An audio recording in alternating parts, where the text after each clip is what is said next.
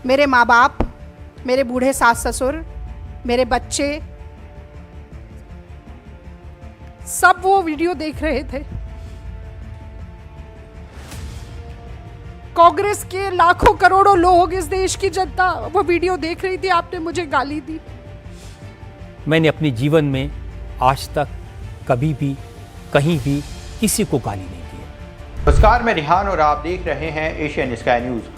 कांग्रेस प्रवक्ता रागिनी नायक ने मंगलवार को कहा कि उन्होंने वरिष्ठ टीवी पत्रकार रजत शर्मा के विरुद्ध अपशब्द बोलने की पुलिस में शिकायत दर्ज की है। नायक ने संवाददाता सम्मेलन में आरोप लगाया कि अपने टीवी चैनल पर शर्मा ने एक सीधी चर्चा के दौरान उनके लिए अपशब्द कहे, इसलिए उन्होंने शर्मा के खिलाफ आपराधिक मामला दर्ज कराया है। उन्होंने दावा किया कि शर्मा ने एक लाइव डिबेट के दौरान मुझे गाली दी, सार्वजनिक मंच पर अपशब्दों का इस्तेमाल किया और मेरा अपमान किया गया। नायक ने कहा कि शर्मा के खिलाफ 2 मामले दर्ज कराए हैं।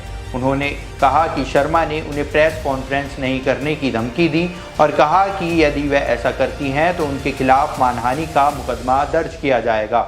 उन्होंने इसे शर्मा की गीदड़ भक्की करार दिया और कहा कि वह धमकियों से डरने वाली नहीं है। प्रवक्ता ने भावुक होकर कहा कि सार्वजनिक मंच पर उनको अपमानित किया गया है। नायक ने कहा कि यह गाली वह बर्दाश्त नहीं कर पा रही हैं। बच्चों, परिवार के अन्य लोगों और असंख्य समर्थकों के सामने उनका अपमान हुआ है, इसलिए बेटियों के सम्मान की बात करने वाली सरकार को इस मुद्दे पर संज्ञान लेना चाहिए। गौरतलब है कि इस मामले में रजत शर्मा ने भी मामला दर्ज कराया है।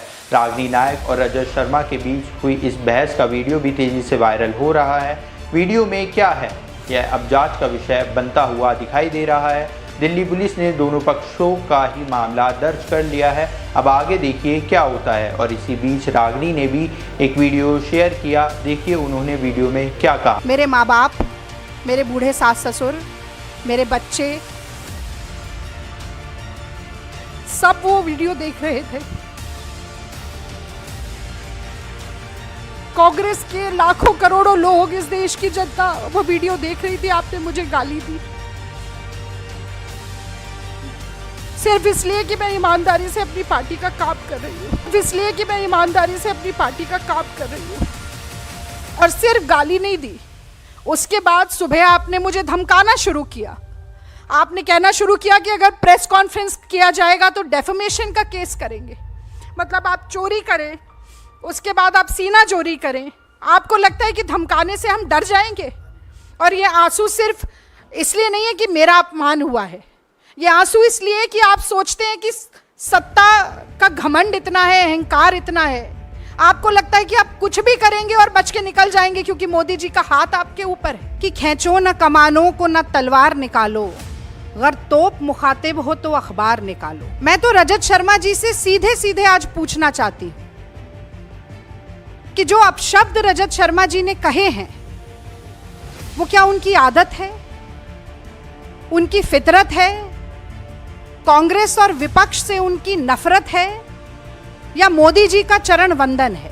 ये वाकया है 4 जून का, जिस दिन नतीजे लोकसभा चुनाव के सामने आ रहे थे और मैं यहीं एआईसीसी के प्रांगण में बैठकर इंडिया टीवी पर बहस कर रही थी। अब होता ऐसा है कि अगर एंकर और प्रवक्ता साथ में बोल रहे हो, कांग्रेस की बढ़ती हुई टैली को देखकर गर्मजोशी का माहौल हो, शोर शराबा हो और टीवी स्क्रीन सामने ना हो, तो अक्सर बुदबुदाकर या धीरे से अगर कोई बात कही जाती है तो वो सुनाई नहीं दे पाती। उस दिन मैं नहीं सुन पाई, मेरे सामने टीवी स्क्रीन भी नहीं थी। फिर ये वीडियो अचानक से वायरल होना शुरू हुआ। कल मेरे और पवन खेड़ा जी के संज्ञान में हमारे कुछ कांग्रेस के कार्यकर्ताओं ने भी, और ट्विटर यानी कि एक्स, पहले ट्विटर कहा जाता था, उस प्लेटफॉर्म पर भी हमें कई लोगों ने ये वीडियो भेजा। और मैं सच कहती हूँ, पहले तो यकीन नहीं हुआ कि रजत शर्मा जैसे व्यक्ति सार्वजनिक तौर पर एक लाइव डिबेट में इतनी भद्दी गाली का प्रयोग कर सकते हैं। और चूंकि जो वीडियो हमें भेजा गया उसमें नीचे वो गाली लिखी हुई भी थी, तो मन नहीं माना कि ऐसा हो सकता है। हम इंडिया टीवी के प्लेटफॉर्म पर गए, वहां से जो उन्होंने खुद फुटेज डाली थी उस फुटेज को निकाला, उस फुटेज की उस क्लिप को निकाला जिसमें ये वाकया घटित हो रहा है। और वहां पर भी, जिसे अंग्रेजी में एक एक्सप्रेशन कहा जाता है अंडर द ब्रेथ, बुदबुदाकर धीरे से, केवल इस बात पर कि मैं उन्हें टोक रही हूं कि कांग्रेस पर आज भी लगातार प्रहार मत कीजिए। शायद मोदी जी की घटते हुई संख्या और कांग्रेस की बढ़ती हुई संख्या को देखकर झुंझला इतना गए कि उन्होंने वो गाली दी। आप गाली दें, उसके बाद आप कहें कि आप ही डेफेमेशन का केस करेंगे और कांग्रेस पार्टी पीछे हट जाएगी।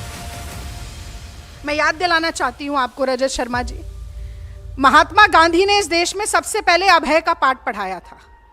चंपारण में नीलहे जबरदस्ती नील की खेती कराते थे। गांधी जी ने कहा था कि सत्ता के गुरूर से डरो मत, अत्याचार से, शोषण से डरो मत। कितनी भी ताकत हो सरकार के पास, डरो मत।